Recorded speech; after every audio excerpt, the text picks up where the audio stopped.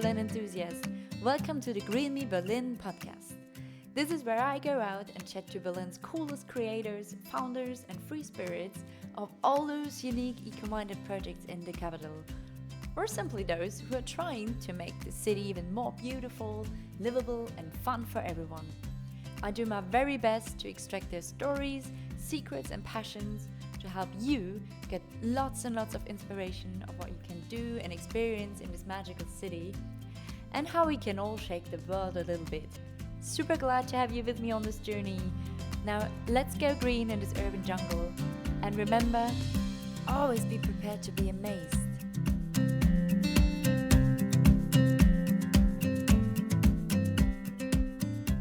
Hello, all you beautiful individuals out there. Happy 2017! Woohoo! I'm so excited to share with you the first episode of the year. Why? Because I checked out a place that you have to put on your list if you're looking for alternatives to green up your wardrobe.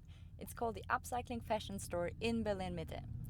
I squeezed out so many interesting facts and stories of Carina Bischof, one of the 4 founders and owners of the store.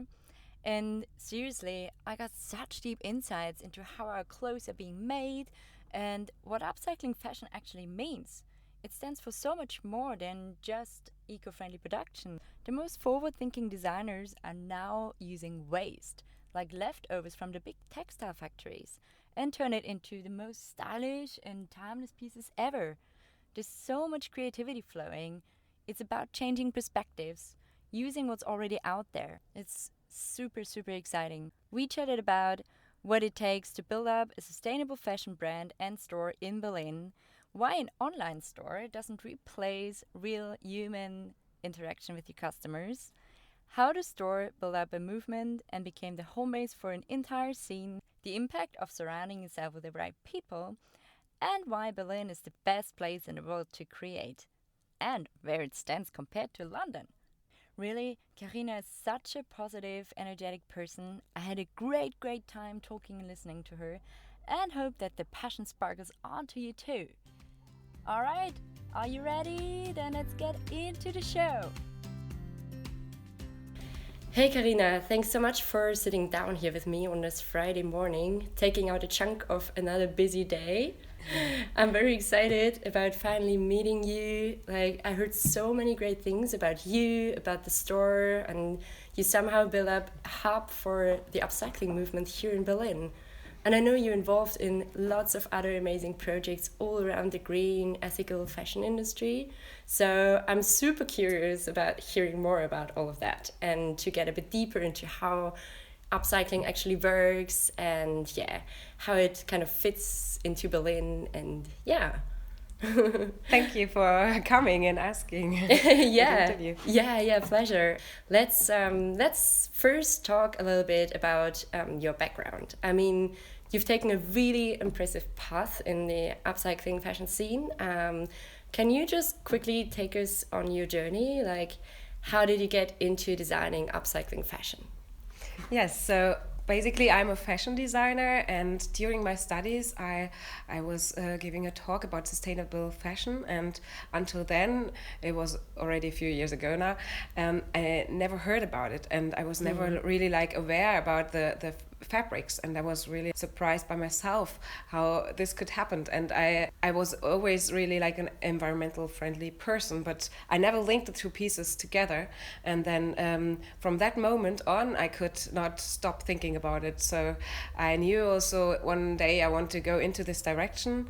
And after my studies, I was working in the conventional clothing industry, and then on one point I just stopped and I went to London because everything went in this direction there, and I could find out so many interesting designers.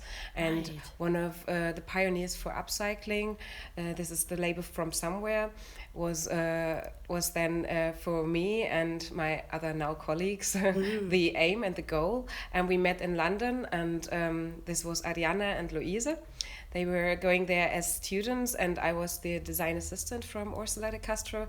And there we got so into the whole topic, and then we thought, okay, if it's working here in London, we should also do it in Berlin. Berlin is the perfect city for that. So let's bring upcycling to Berlin. And then we asked the fourth member of Aluk, Jonathan. He is the more economics guy, and if he wants to join us and have us to found our own label. And then in 2010 we moved to Berlin, and that's where everything started. Wow, this is so cool. So kind of you four guys kind of met in London first, and then you found together, and yeah, basically. So kind of, because Ariana and Louise, they were in London. Jonathan was just there for one day. Wow. Yeah, because he is from my hometown, home village, the village next to my village, actually. Oh, right. And he was there for visiting, and then I just said, okay, I think I'm gonna found my own label. And then I talked about it, and a few days later he just wrote an email and he said, I'm in, I want to join.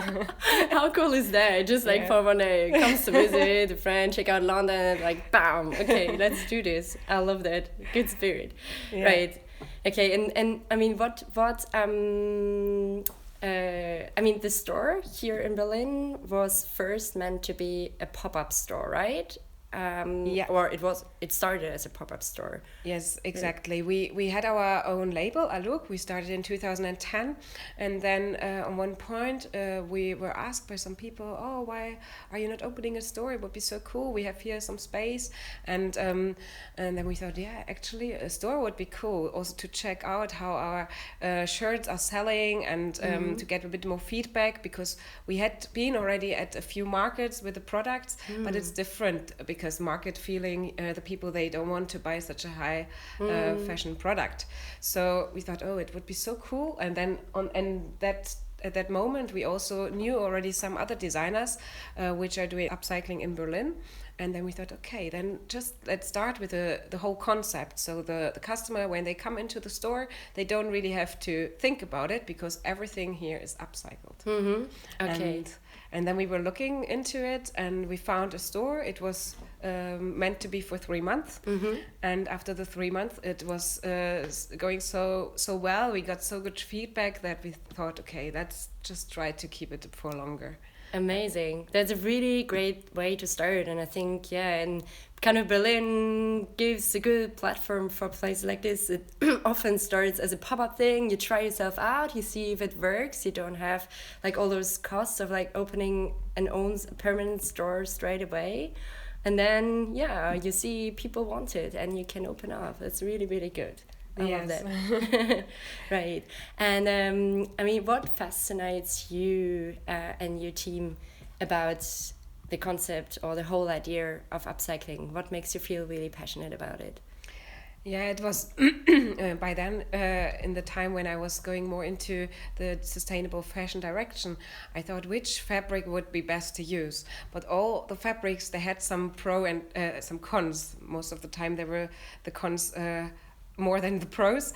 And then we thought, when we were in London, the upcycling topic is so interesting, because we can start now, we use what is there, and then we start from this point. And because we are more the active people, we I also like to read a lot about this topic, but I want to change something now and not in 20 years, when there might be the fabric which is perfect for us. So we just thought, okay, we take everything what is there, and then we get it back into the circle. Awesome. Right. Do you think, I mean, just the term upcycling, is there some confusion about the term? Is it clear to most people, or do you have to explain it a lot, or? In the beginning, when we started with the store, no one knew it in Berlin. That was in 2011, right? It was in 2010 when we came to Berlin, and we started with a brand, and we said, it will be an upcycling fashion brand. No one really understood. And then we tried to explain, it's kind of like recycling, but it's better. The value of the material is like has got a higher value, because you would anyway throw it away, or you would downcycle it. So it was a lot of talking and a lot of explaining, and now it's really nice to see that in Berlin, I have to say, the people already know about it. So you don't need to explain so much. Sometimes I have the feeling the people, they know more about my store than me when they come in. And it's really fascinating how fast everything grew in the last years. That's awesome. But you have to be also careful, because there's also sometimes a bit of upcycling. It's supposed to be upcycled, but then it's recycled. Yeah, or it's recycled, or I'm not such a fan of upcycling a material which is not meant to be worn. And so you if you're a designer, you should also look a bit into the material when you use it. So can you give an example?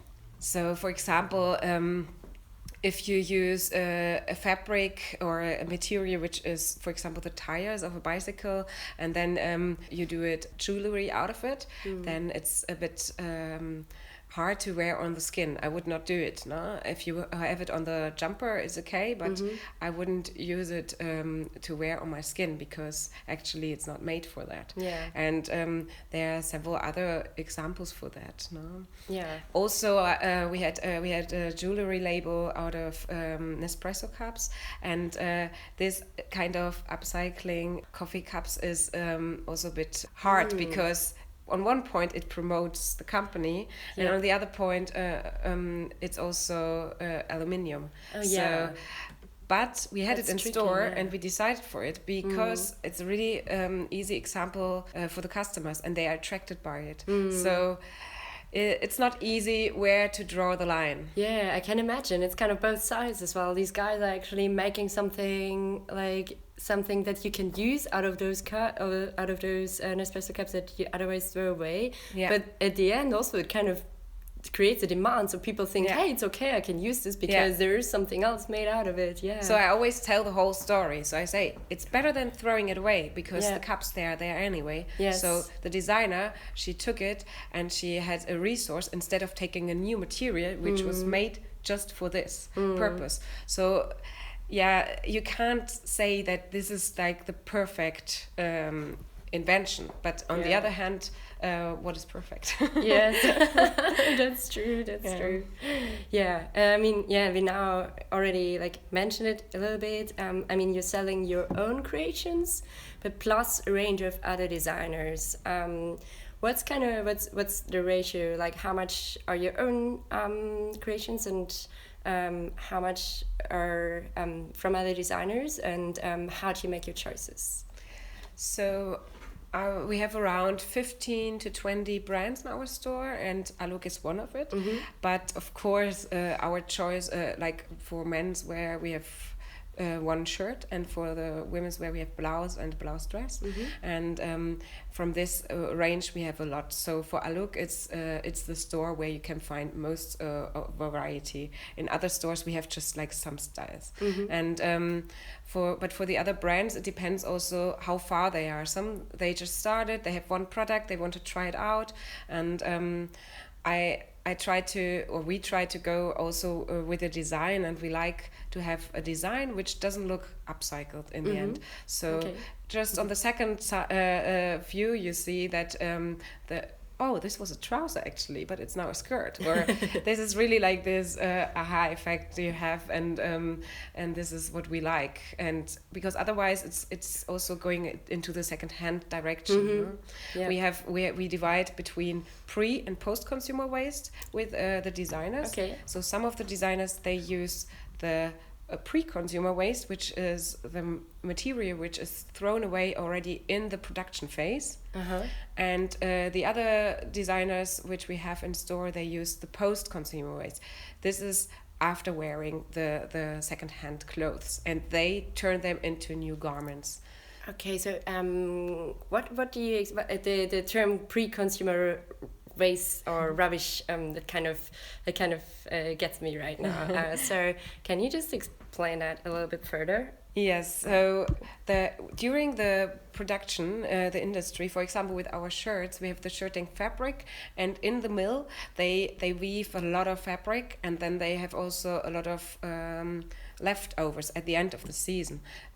they have got the fabric which is thrown away because it was just like a color chart fabric. They were initially weaving because they want to show the buyer what's coming next season, and it takes a lot of time to install the threads and also the design and to make the machine starting. So they always make more material that they really need. And in the end of the season, this is not sellable anymore because on one width they have got like 5 different styles of fabrics, so they got a lot out of it. And this is really interesting fabric actually, because it changed the style within the fabric, and it's just the way how you look at it, and that's also what we need to go more into it, and what the small designers are doing already now, and I think also the industry should more look into it. It's the industry phase. How can we minimize the waste which we have in that phase, because it's estimated that it's around 15 to 16% of the fabric which is produced. So it's basically just fabrics that's kind of used to play around a bit and like get to the final result that can be presented. This is one part, and then on the other hand we have got also maybe they did red fabric, and the red fabric was ordered just half of the meters they originally did. So this specifically red, they can't sell anymore in this way. And on one point they have to get rid of it because it's not sellable anymore, and they need space in the storage room. Wow. It's also called dead stock because you Okay. can't use it there anymore, so it's ending up in stock. Wow, it's incredible. I really never thought about this. I mean, you probably don't do it if you're not working in this field, but yeah. And that's what we learned from somewhere, the label in London, because they used also the same way, and they went to the Italian companies, and they were sourcing their fabrics, really high quality silks, wool fabrics, really nice.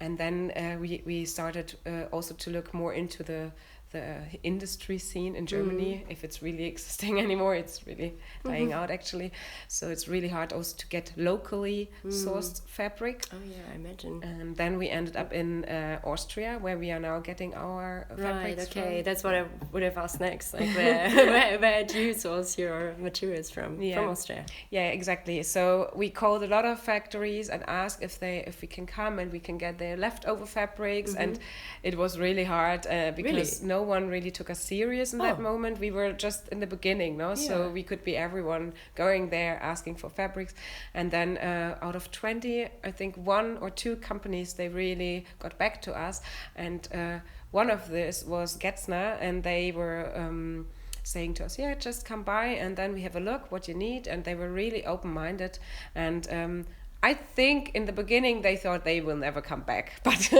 now we are there in the 6th year already. Next year will be 7, and we are still going there to get the fabrics.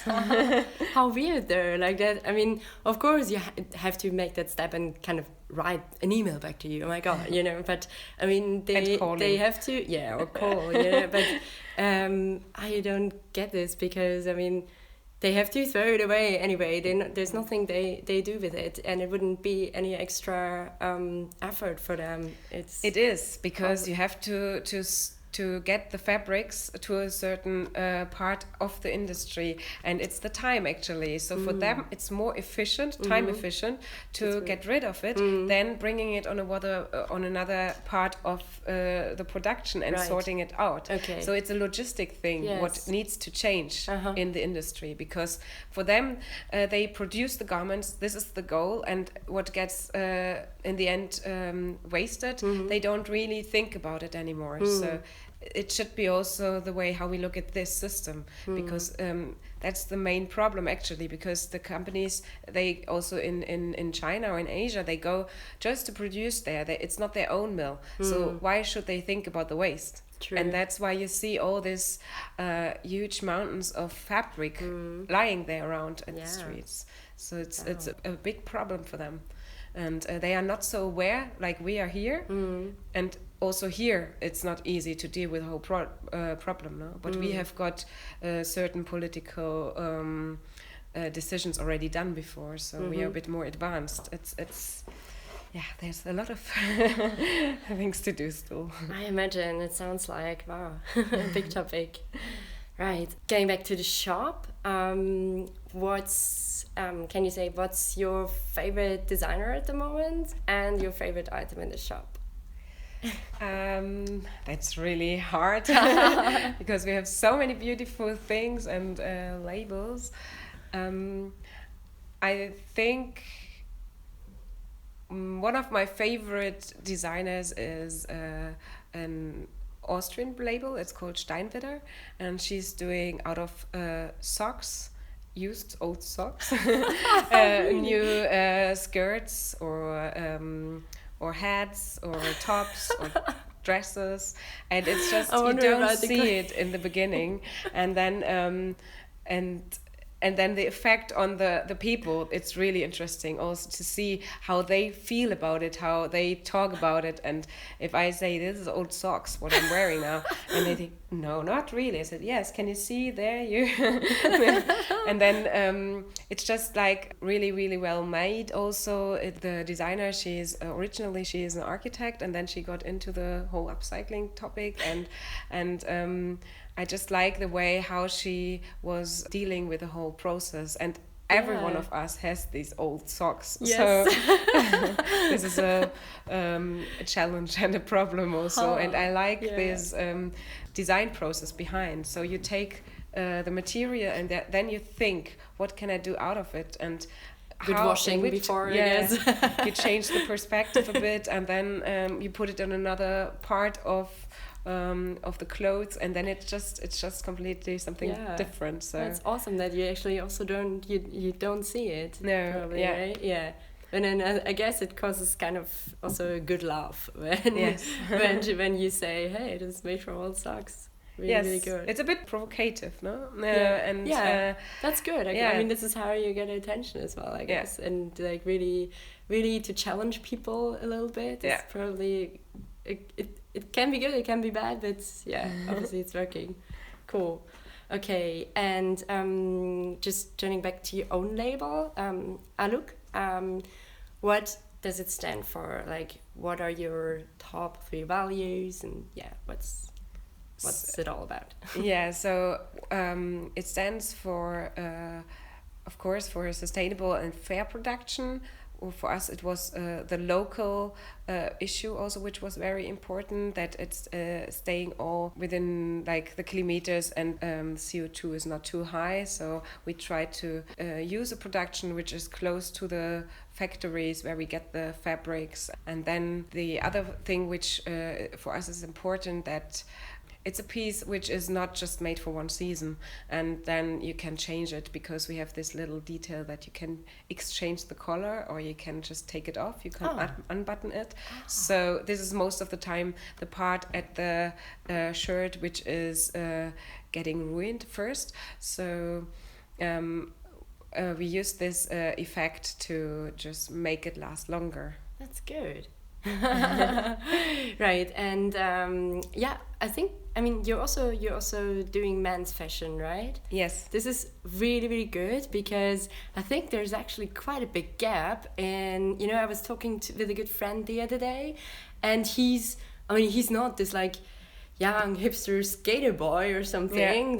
You have a lot of sustainable streetwear labels and all that, and he was asking me, Claudi, where can I get good sustainable menswear, like a nice shirt or something like that? So it's really good that you do that. I definitely gonna write this to him later. But I mean, that was actually also our thinking, because in the beginning we thought, there's so much women's wear already existing, and it's not so hard if you want to go in this direction. But what can we do what everyone needs, and also which is for men? And then we thought about the shirt, and that's also the direction then where we went. So it was also a bit pragmatic in way. And then we were thinking which fabric we can use. We were going in this direction. So it was the focus in the beginning, menswear. And then the women, they thought, oh, they're so hard to get really good blouses, and which are not too, which are like menswear shirts. So we went also in this direction. Yeah, great. Good on you. Right. And in terms of like the shop, the customers, are there a lot of walk-ins, or like do they come specifically with the goal in mind to buy more sustainably? Do they know about your brand? Like, how does that happen? Yeah, so it's not a shopping area, as you can see when you step out of the shop, but it's a really nice area with a lot of families and customers which come back because they know our store. But I have to say the main part, they read about it. So in the news and in the newspaper, magazines, interviews, and then they come because they heard about it. They have written it down because they thought, next time when I go to Berlin, I have to go to the shop. And that's really nice to see that the people, they come because they want to get to know the topic and they are aware of it and they want to see how it's possible. Yeah. I mean, that's what I'm kind of trying to do as well. Like to give this. I know there's so many amazing places in Berlin, and like that people get really excited about when they actually come and see it. So it just has to be like carried out in the world more and more and more. And I'm hoping we can do that. And that's really nice also with the shop to get the feedback directly. You know, if you have an online shop, you have through the social media, you have a quite personal contact and feedback, but it's different to the proper reactions. Oh yes. I'm a big advocate for face-to-face, definitely. I mean, online is really great to like establish connections and all that, and to also kind of keep them, but to really create a relationship, it's kind of different when you meet the person. Totally. Also to open up your mind. I mean, the internet is really good in knowing what you want actually, but sometimes I also want to discover things, and this is really nice in other shops or with other people when I talk to them and they just come up with a completely different topic I was never thinking about. So these conversations, it's hard to find online. That's true. Yeah. Right. Another thing that grabbed my attention is your engagement in so many other events and movements. I heard about the Fashion Week, the Fashion Revolution, Germany. Can you talk about that a little bit? Yes. It was growing fast, but also like step by step. No? So in the beginning there was the label, then there was the shop, and with the shop we thought, okay, we have the space now, just we use it now to make a monthly round table. And we started with 5 people, and then out of the 5 people, actually there are more than 500 people now in our network, and they all come. We do it since 2012 every month, and now we have a cooperation together with another network which is called Sourcebook, and we are growing, and that's really nice to see that this scene is sticking together, and we also cooperating together, and out of that, all the other initiatives were starting, and it's just with the right people and the right team behind. I think you can do it. Wow. I mean, how do you manage to do all of that at the same time? It's quite a lot. Not at the same time, but just like I said, we have the right people behind. Yeah, okay, that's great. Yeah, I mean, like, building this network of other is it other professionals or of other professionals, and you're also quite open to supporting young talents, right? Yes. So I mean, would you agree that you've become something like the hub for the upcycling movement in Berlin?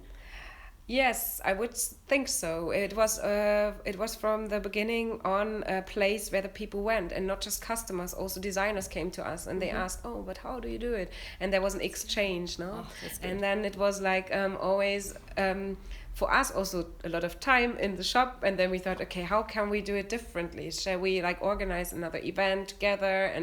And then we also tried to listen to the people, what do they need, and then with this we started an initiative, for example, that we are sorting out the second-hand clothes for the designers directly. So if a designer comes and they say, I need jeans this amount, then we have a project together with the Berliner Stadtmission, and they then we can go there and directly find the fabrics for them. So this need, I think, all these little things together makes it big in the end. Awesome. That's really, really, really inspiring, really impressive. I love what you build if you really want something. Yes, it's really good. Going to no. Okay, stop. Yeah. Talking about Berlin a little bit, your connection with Berlin. Would you say that the upcycling movement is fitting in with Berlin at the moment? If so, why? Or if not, why? Why not? Yeah. Yes, as I mentioned before, this was one of the reasons why we went to Berlin. I couldn't imagine in that time going or starting something like that in another German city. But Berlin was just, it's a work in progress. So it's the whole city which inspires you. In every corner you can find material, you can find people, you can find initiatives. And that's also one point was that it's not so expensive compared to other cities. So it's easier to start something on your own. Even if a lot of voices in the beginning said, yeah, but Berlin, no one buys something, no? Because no one has money. But it's there are a lot of tourists, and it's just the whole scene also. During Fashion Week, you have a lot of events. You have the ethical fashion show, the Green Showroom, which is as far as I know, one of the biggest fairs for sustainable fashion in the world. So everything makes the whole picture together. And for now, we have to celebrate it. We have to celebrate this as, for me, the capital for green fashion. And but we have to work on it also, that it's staying like that. And this is just happening if every one of us is doing something. Yeah. Also strong. the politicians have to do something in that direction. Yes, politicians out there, listen to that. It's true though, it's true. I mean, this has been like such a strong statement for Berlin. I totally agree with the things that you say. I mean, of course, it used to be that like Berliners in the beginning there wasn't that much money, but as you say, I mean, it's changing a lot. There's people coming from all over the world who want to be in Berlin and who kind of have this idea of who really look at the city at the moment. But at the same time you have space and freedom and a bit lower cost to create and to try yourself out. That's a great thing. You have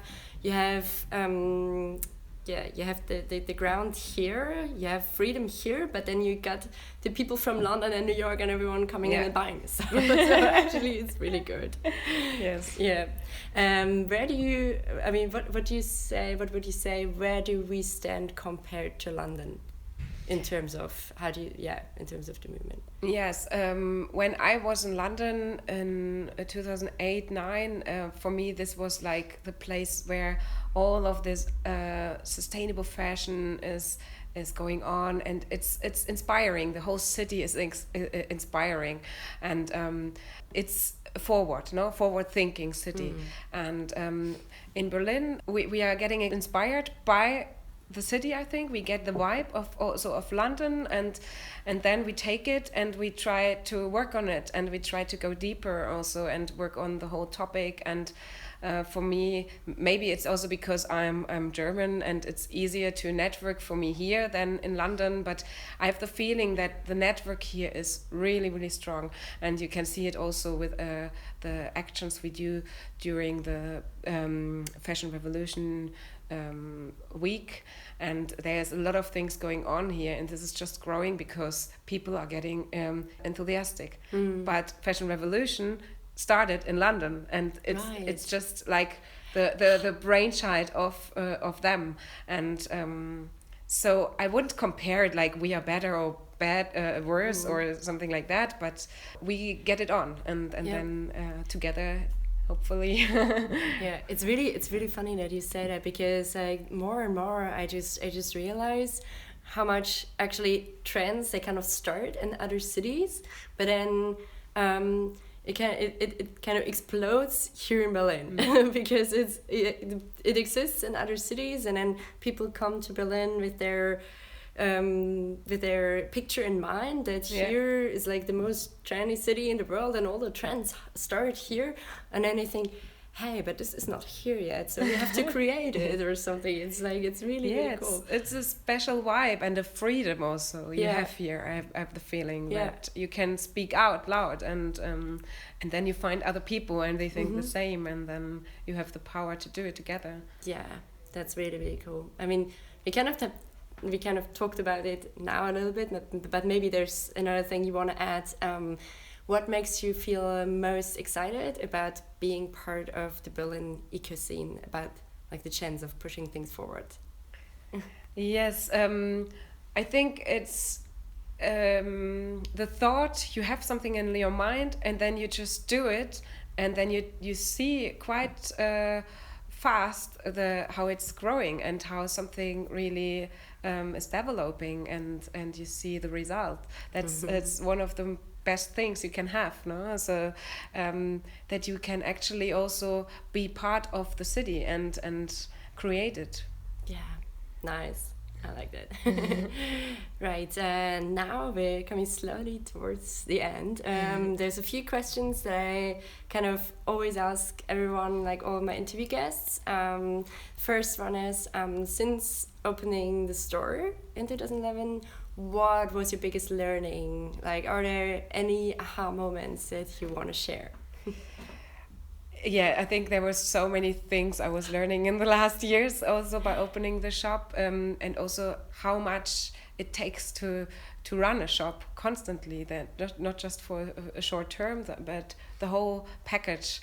And it's really hard to focus on one thing, I think, but because it's just it's just everyday learning. But the most important thing is to get the proper reactions of the customers, because what they say is what is needed, and then you have to listen to it. And we try always also to give it back to our designers so they can adapt it, because as a designer you always think you can make the most beautiful thing and then you stand in the shop and then you see the reactions and that's the direct feedback. So getting so close to the people, it was really nice. Yeah, that's really true. I mean, like at the end, it's what I think what drives people to buy more sustainably as well. What's really important is that it looks good and that that they like it. It's more right now, like also when I look through your shop, it's beautiful things, beautiful clothes that kind of draw people, and on top it's sustainable and eco, but the other way around it just doesn't work. Yes. Right, yeah, I really agree. It's a really important thing. Right, another thing, if you could change one thing in Berlin within the next 24 hours, what would it be? Wow.